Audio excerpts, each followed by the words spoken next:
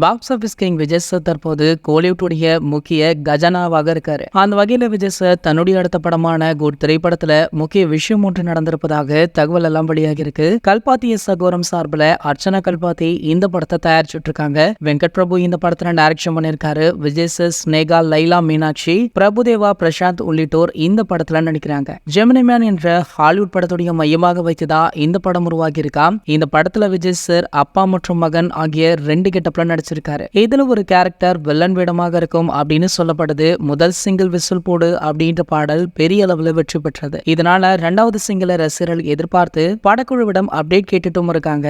இந்த சிங்கிள்ல நடிகை த்ரிஷா கேமியரோல்ல நடித்திருப்பதாகவும் தகவல் எல்லாம் வெளியாகி இருக்கு. கோட் திரைப்படத்துடைய படப்பிடிப்புகளுமே இறுதிக்கட்டத்தை நெருங்கியிருக்கா. இந்த நிலையில இந்த படத்துடைய சேட்டிலைட் உரிமையை ஜி நெட்வொர்க்கிடம் எல்லா மொழிகளுமே சேர்த்து 93 கோடிக்கு விற்கப்பட்டிருக்கா. இது எல்லா படங்களை விட அதிகம் அப்படின்னுமே சொல்லப்படுது. இதற்கு முன்னாடி தென்னிந்தியாவிலேயே லியோ மற்றும் பீஸ் படங்கள் 73 கோடிக்கு விற்கப்பட்டிருக்கு. அது மட்டுமல்லாமல் புஷ்பா 2ஆம் பாகத்துடைய தென்னிந்திய சேட்டிலைட் உரிமை மட்டும் 65 கோடி தானா. இதனை தொடர்ந்து விஜய் சாருடைய தளபதி 69வது திரைப்படம் நெட்ஃபிளிக்ஸ் நிறுவனத்திற்கு விற்கப்பட்டிருக்காம். அதனுடைய உரிமை தொகை இதுவரைக்கும் வெளியாகவில்லை அப்படின்றதுமே குறிப்பிடத்தக்கது. இது போன்ற தளபதியை பற்றி வெளியாகும் அனைத்து செய்திகளுமே நீங்கள் உடனே தெரிஞ்சுக்க நம்மளுடைய செய்தி துளிகள் அப்படின்ற நம்ம சேனலை சப்ஸ்கிரைப் பண்ணிக்கோங்க. மேலும் பக்கத்தில் உள்ள பெல் ஐகானை கிளிக் பண்ணிட்டீங்கன்னா நீங்க நம்ம வீடியோவை மிஸ் பண்ணாம பார்க்கலாம்.